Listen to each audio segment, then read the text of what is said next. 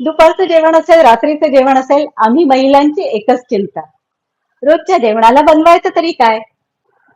आज रात्रीच्या जेवणासाठी मी बनवते 1 वाटी मटार पासून रोस्टेड मटार आणि आलूचे पराठे. नमस्कार, स्वागत आहे तुम्हा सर्वांचं संगीताच्या मुत्पाकखान्यामध्ये. तर झटपट मी पॅन मध्ये चमचाभर तेल गरम केलं. 1 वाटीभर मटार घालून त्यावरती चांगले परतवून घेतले. मटार भाजताना मी दुसरे कुठलेच मसाले त्यामध्ये घातले नाही. झाकण ठेवून एक छान वाफ काढून घ्यायची. गॅसची फ्लेम मी मध्यमच ठेवली आहे. मटारला फार पाणी सुटत नाही. उलट जितके तुम्ही परताल तितके ते मऊ तर होतातच, पण पाणी सुटल्यावर ते खूप खमंग लागतात. हे मटार खाताना मऊ होतील असे चांगले खमंग भाजायचे. मटार असे रोस्ट करून झाले की ते गार होत आहेत, तोपर्यंत आपण पीठ भिजवून घेऊया. मी 2 कप गव्हाचं पीठ घेतलं आहे. त्यात आपण चवीप्रमाणे मीठ आणि 2 टीस्पून तेल घालून घेऊया. जर पराठा तुम्हाला जास्त खस्ता हवा असेल तर तुम्ही 2 टेबलस्पून पर्यंत तेल घालू शकता. मी रोजच्या जेवणासाठी इतकं तेल वापरत नाही, तर टीस्पूनच्या मापानेच मी तेल घेतलं आहे. मीठ मिक्स करून घ्यायचं आणि आता यामध्ये थोडं थोडं करून पाणी घालून पीठ चपातीच्या पिठापेक्षा थोडं सैलसर भिजवून घ्यायचं. पीठ असं सैलसर भिजवून झालं की हाताला थोडं तेल लावून पिठाला चांगलं मऊ करून घ्यायचं. आता 15 ते 20 मिनिटांसाठी पीठ झाकून ठेवून मुरायला ठेवून द्यायचं. आता मटारही गार झालेत आणि मटारचा रंगही खूप छान आलाय. मटारला हलके हलके चटके पण लागले आणि त्यामुळे मटारची चव खूप खमंग लागते. मिक्सरच्या भांड्यात घालून आपण मटार बारीक करून घेणार आहोत. यात मी 3-4 तिखट हिरव्या मिरच्या घालते. 1 इंच आल्याचे तुकडे पण घालून घेते. हे सगळं आपल्याला जाडसर वाटून घ्यायचंय. मिक्सर मध्ये फिरवून घेतलेले हे मटार बघा, यांना आता अजिबात पाणी सुटलेलं नाहीये. छान मोकळे मोकळे झाले आहेत हे. मटार एका परातीत किंवा बाउलमध्ये असे काढून घ्यायचे.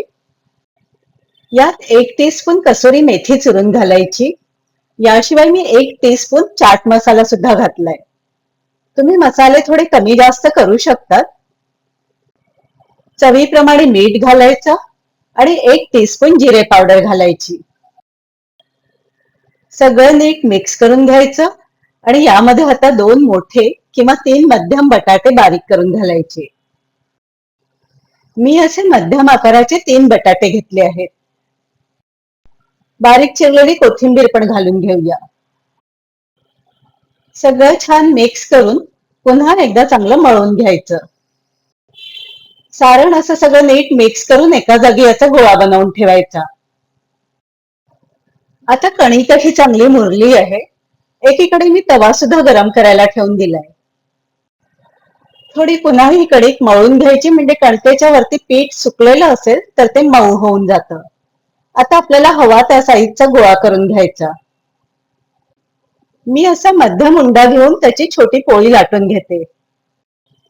गोळ्यावर हलका असा दाब देऊन याची जाडसरच छोटीशी पोळी करून घ्यायची आहे.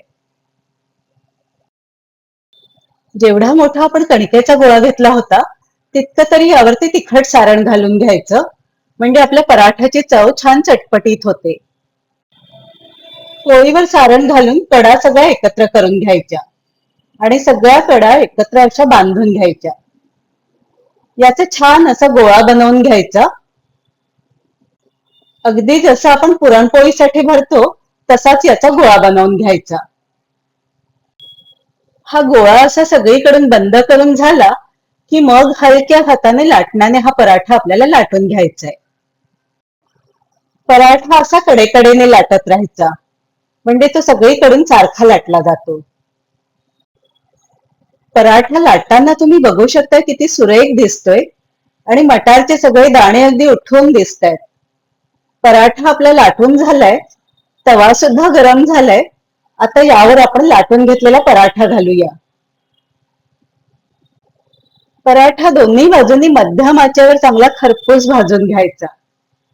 या पराठ्याचं सारण जाडसर असतं, त्यामुळे हे पराठे फुगत नाहीत. पण मध्यम आचेवर जर हे पराठे भाजून घेतले तर तुम्हाला हवे तितके खस्ता पराठे बनवू शकतात. पराठा एकदा उलटून झाला की त्यावरती तेल लावून घ्यायचं. तुम्ही हवं असेल तर बटरही लावू शकता.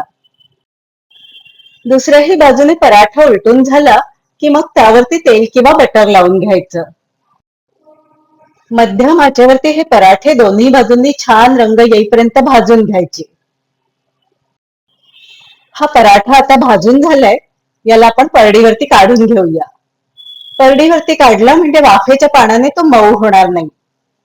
दुसराही पराठा मी आता तव्यावर घालून घेते.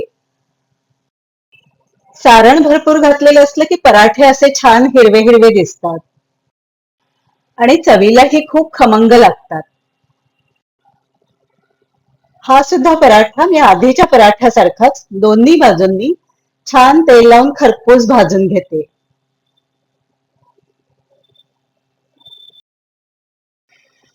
पराठा भाजून झालाय, हाही पराठा मी काढून घेते. असे खमंग खरपूस पराठे दही आणि चटणी सोबत घरच्या मंडळींना खायला मिळाले तर मग विचारायचं काय, सगळे एकदम खुशच होतात. तुम्ही सुद्धा असे पराठे बनवून बघा. तुमचे फीडबॅक मला कमेंट्सद्वारे कळवा. रेसिपी आवडली असेल तर व्हिडिओला लाईक करा, शेअर करा आणि माझ्या चॅनललाही सबस्क्राईब करा. बेल आयकॉन पण दाबून घ्या आणि ऑल बटन सिलेक्ट करा, म्हणजे नवीन व्हिडिओचे नोटिफिकेशन्स तुम्हाला त्वरित येत जातील. धन्यवाद.